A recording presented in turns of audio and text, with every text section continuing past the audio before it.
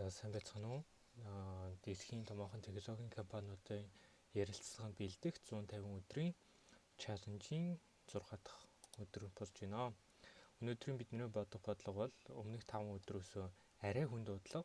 Тэр нь Roman to integer гэдэг нэртэй бодлого нь. Энэ яах вэ гэвэл ийм Roman тоонуудыг бид нэр энгийн integer болгох нь байна. За одоо жишээ нь бидний хамгийн сайн мэддэг жишээ. За ийм жишээ байраа гэж бодоход бид нар энийг 4 гэдэг тоо болгох нь байна. За магадгүй өөр ямар жишээ байдیں۔ Тий? За CM гэдэг жишээ байдаг ч юм уу тий. За CM гэдэг нь бол 900 гэдэг тоо босгох нь байна тийм ээ. За энэ бодлогыг бол маш олон аргаар бодож болно. Зүгээр энгийн array-ээр бодож болно. Гэхдээ хамгийн ашигтай бөгөөд хамгийн амархан бодолт бол hash map ашиглаж бодох бодолт байгаа. За hash map-ыг бид нэр ашиглаж бодно. За hash map-ыг яаж ашиглах вэ гэвэл анхнаасаа бид нэр hash map-аа өгч нь яагаад гэвэл угаасаа бид нэр Roman тоонууд ямар утгатай гэдгийг бид нэр мэдж байгаа шүү дээ тийм. Тийм учраас хамгийн ихний hash map-ийн дээр за жишээ нь I бол 1 гэдэг утгад харгалзсан.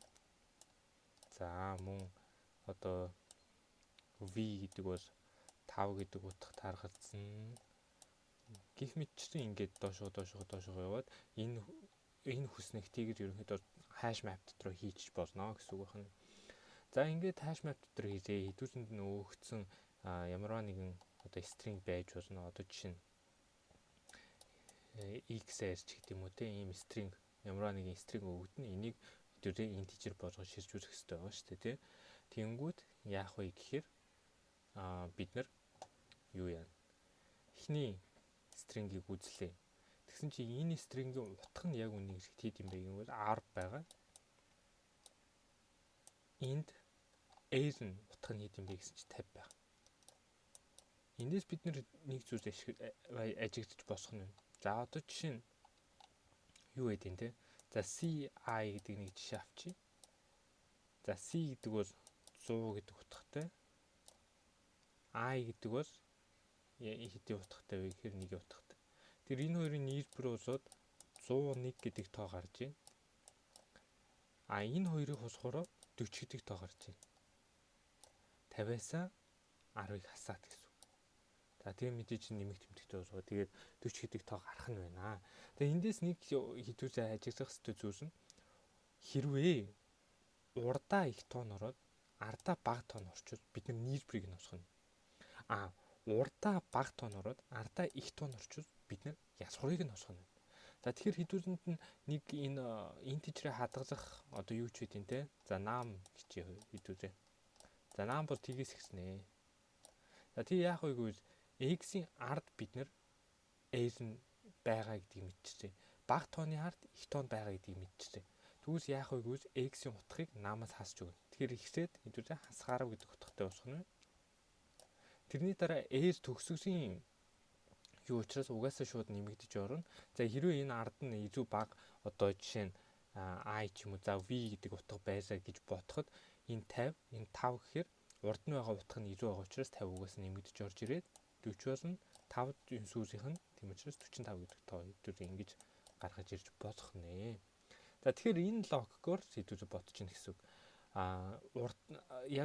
Энэ байгаа I дээр байгаа тооныхаа артлын буюу I дээр нэмэх нь 1 гэдэг индекс дээр байгаа тоогоо шалгана. Энэ нь үнэхээр тэр тооноос их үү бага уу гэдгээс хамаарат хэрвээ их байвал энэ I дээр байгаа тоогоо намаас хасч өгөх нь.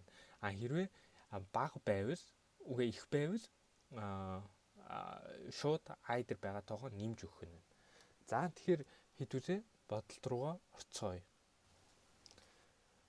За тэгэхээр бодолт нь бол яаж явах вэ гэвэл бид нар яг өмнө хэлсэнчсэн hash map ашиглана. Hash map ашиглаад юунаас юу хооронд hash map хийх юм бэ? Юунаас юу хооронд map хийх юм бэ гэвэл мэдээж char-аас int хооронд за mp гэд нэрвэрчий. За тэгээд хэдүүлээ энэ хүснэгтийг л хуулаад бичгээд ерөнхийдөө болно гэсэн үг. Ингээд за 5 жоохон удажиж магадгүй гэхдээ за S гэдэг утга байна.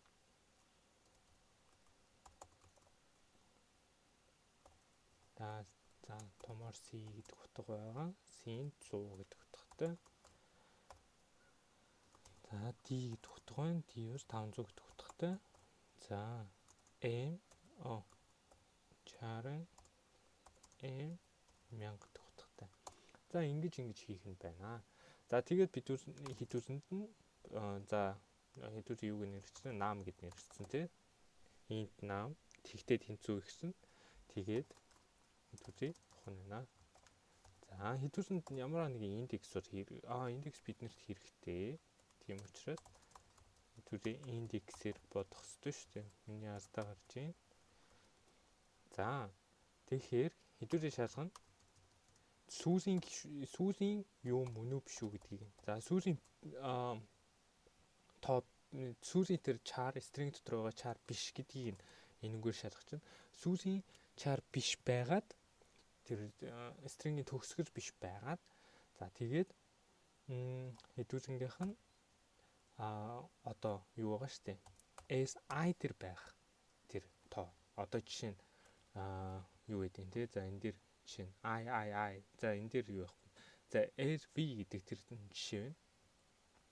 Тэнгүүт ихсээд air дээр ирээд 50 дахь 50 гэдгийг нь мэдэх нь байна энэ дээр.